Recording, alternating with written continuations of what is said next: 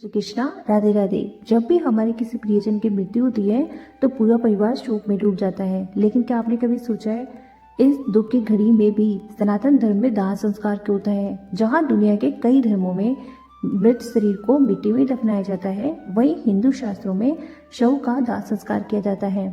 आज हम शास्त्रों में क्या लिखा है वो जानेंगे। श्रीमद् भागवत गीता के 7वें अध्याय में भगवान श्री कृष्ण जी बताते हैं, हमारा यह शरीर प्रकृति के पांचों तत्व यानी पृथ्वी, जल, अग्नि, वायु और आकाश से मिलकर बना है। जब तक हम जीवित रहते हैं ये तत्व एक साथ बंधे हैं और मृत्यु के बाद जब शरीर को मुखाग्नि दी जाती है तो ये पांचों तत्व तुरंत और सम्मानजनक तरीके से ब्रह्मांड में वापस विलीन हो जाते हैं।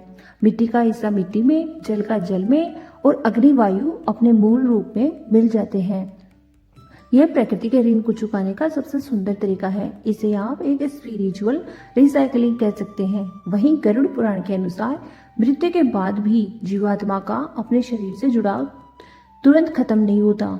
जब तक वह भौतिक शरीर इस दुनिया में मौजूद रहता है तब तक आत्मा का उससे मोह नहीं टूटता। वह अपनी उसी पुरानी देह के आसपास मंडराती रहती है। जब दाह संस्कार के समय कपाल क्रिया की जाती है और पूरा शरीर अग्नि में भस्म हो जाता है, तब आत्मा का इस भौतिक संसार और शरीर से मोह पूरी तरह टूट जाता है। वह समझ जाती है कि अब रहने के लिए कोई घर नहीं बचा।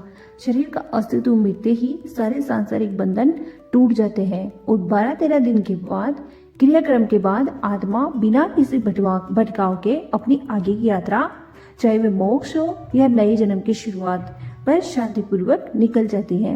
ऋग्वेद के अग्नि सूक्त में प्रार्थना की गई है कि हे अग्निदेव, इस मृत शरीर को झुलसाओ मत, बल्कि इसके सूक्ष्म अंश को पवित्र करके पितरों और देवताओं तक पहुंचाओ।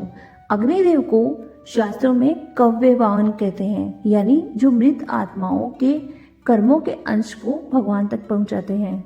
दाह संस्कार शरीर को नष्ट करना नहीं बल्कि आत्मा को अगले जन्म के लिए पूरी तरह शुद्ध करने का माध्यम है।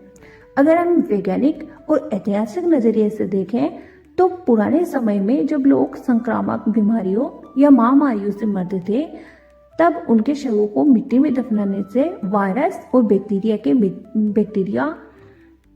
मिट्टी और भूमिगत पानी में फैलने का बहुत बड़ा खतरा रहता था। यह संक्रमण जीवित आबादी को बीमार कर सकता था, लेकिन सनातन धर्म की दाह संस्कार प्रणाली इस खतरे को जड़ से खत्म कर देती थी। अग्नि एक प्राकृतिक सैनिटाइजर है। दाह संस्कार के समय अग्नि का प्रचंड तापमान सभी तरह के इन्फेक्शंस और हानिकारक बैक्टीरिया को तुरंत और पूरी तरह से खत्म कर देता है। वहीं दफनाने के बाद शरीर हफ्तों तक कीड़ों मकोड़ों का ग्रास बनता है, सड़ता है और उसमें दुर्गंध आती है, तो जो कि मृत व्यक्ति के गौरव का अपमान भी है। अब आपके मन में एक बड़ा सवाल आ रहा है, अगर दाह संस्कार इतना ही जरूरी है तो सनातन धर्म में 5 साल से छोटे बच्चों और सिर्फ साधु संतों को क्यों नहीं जलाया जाता? उन्हें भू समाधि यानी दफनाया या जल समाधि क्यों दी जाती है? इसके पीछे का रहस्य है। इसका जवाब भी मोह के उसी सिद्धांत में छिपा है। 5 साल से छोटे बच्चे पूरी तरह मासूम होते हैं। उनका न तो इस संसार से कोई कर्म बंधन होता है और न ही उसने इस शरीर से कोई मोह होता है। ठीक इसी तरह जो साधु संत होते हैं वे अपने कठिन तप और साधना से जीवित रहते हुए भी मोह माया और देह अभिमान से मुक्त हो चुके होते हैं।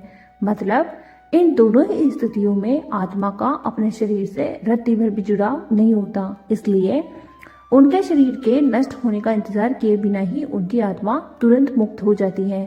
अब बात करते हैं दाह संस्कार के समय और उसके बाद की जाने वाली छोटी छोटी रस्मों के बारे में, जिनके पीछे गहरा विज्ञान और दर्शन छिपा है, जिसे समझना बहुत जरूरी है। कपाल क्रिया क्यों होती है? मृत्यु के बाद भी आत्मा अपने मृत शरीर के आसपास से मंडराती है और अपने पुराने रूप को देखकर रोती है। जब कपाल क्रिया द्वारा खोपड़ी को तोड़ा जाता है तो आत्मा को यह पूरा विश्वास हो जाता है अब उसका पुराना शरीर पूरी तरह से नष्ट हो चुका है, जिससे उसका शारीरिक और मानसिक मोह पूरी तरह टूट जाता है। शास्त्रों में माना गया है खोपड़ी में व्यक्ति के जीवन भर की संचित ऊर्जा संचित रहती है। यदि इसे नष्ट न किया जाए तो बुरी शक्तियां या तांत्रिक मृत व्यक्ति के शरीर के जरिए उसके आत्मा को वश में कर सकते हैं या उसका दुरुपयोग कर सकते हैं। वैज्ञानिक दृष्टिकोण से देखें तो इंसानी खोपड़ी की हड्डी बहुत मजबूत होती है। सामान्य आग्नेय इसे पूरी तरह से जलने में बहुत समय लगता है, इसलिए हड्डी को पंच तत्वों में पूरी तरह विलीन करने के लिए कपाल क्रिया के द्वारा उसे तोड़कर अग्नि को समर्पित किया जाता है।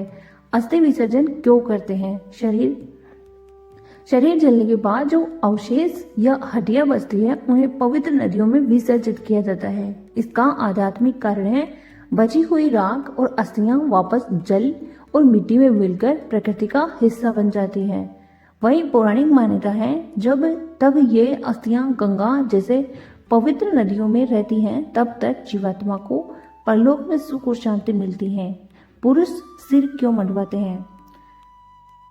सनातन धर्म में बाल हमारे सौंदर्य और अहंकार का प्रतीक होते हैं। जब परिवार में किसी की मृत्यु होती है तो सिर मुंडवाना गहरे शोक को व्यक्त करने का एक तरीका है। यह इस बात का प्रतीक है हम अपने प्रियजन के जाने के दुख में अपने अहंकार का त्याग कर रहे हैं। साथ ही ये मृत आत्मा के प्रति हमारी कृतज्ञता और सम्मान को दर्शाता है। तो दोस्तों, वीडियो कैसी लगी कमेंट में जरूर बताएं और इस पर आपका क्या मत है वो भी जरूर बताएं। धन्यवाद।